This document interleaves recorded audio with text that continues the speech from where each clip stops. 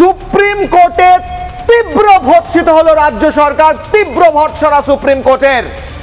Supreme court চিৎকার করে অর্থাৎ স্পষ্টভাবে অর্থাৎ জোর দিয়ে রাজ্য সরকারকে বলল আমাদের রায় আপনাদের মাথায় ঢুকছে না। রাজ্য সরকারকে বলল সুপ্রিম কোর্ট যে আপনাদের জন্য বহু যোগ্য চাকরি যারা করছিলেন তাদের জীবন নষ্ট হয়ে গেছে, তাও আপনারা যোগ্যদের পাশে অযোগ্যদের পাশে দাঁড়াচ্ছেন। যোগ্যদের অসুবিধার সৃষ্টি করে অযোগ্যদের পাশে কেন রয়েছে মমতা বন্দ্যোপাধ্যায় সরকার, প্রশ্ন করলো সুপ্রিম কোর্ট।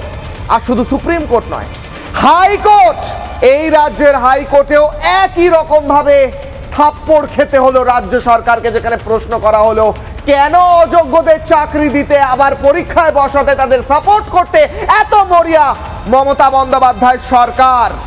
আর তারই সঙ্গে সঙ্গে অনেকগুলো ঘটনা ঘটেছে। তারই সঙ্গে সঙ্গে আরো কি হলো, মমতা বন্দ্যোপাধ্যায় আজকে বললেন আহারে যারা বেচারা এত বছর চাকরি করে এখন অযোগ্য হয়ে গিয়েছে তাদের জন্য কিছু না কিছু ব্যবস্থা তো করতেই হবে। অর্থাৎ মমতা বন্দ্যোপাধ্যায় বিধানসভায় দাঁড়িয়ে চিৎকার করে চোর চোর বিজেপিকে বলছেন বটে, কিন্তু সুপ্রিম কোর্ট এবং হাইকোর্টে রাজ্য সরকার থাপ্পড় খাচ্ছে কেন চাকরি চুরিতেই ভূমিকা নিচ্ছে রাজ্য সরকার সেই প্রশ্নে, এবং মমতা বন্দ্যোপাধ্যায় দাগিদের চাকরি দেওয়ার জন্য একেবারে ফুল অন সাপোর্ট করছেন।